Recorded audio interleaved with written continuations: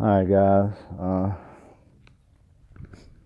down here in my good little favorite spot.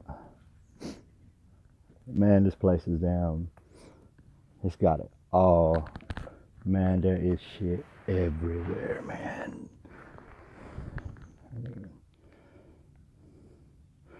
Fossilized bone.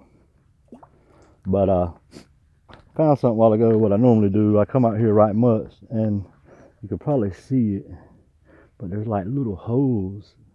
See right there where the water is washed out, and it's hard. I could walk right across it, but I come down here. It's like you remember like back in the day in school or something, and you reach your hand in a little grab bag and pull out a treat.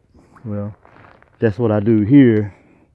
I reach in the little holes, pull out little treats.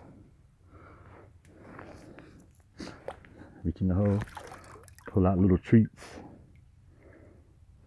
Awesome. Man, there's so much stuff in here. It's crazy. See, look at that. It's crazy. Dude.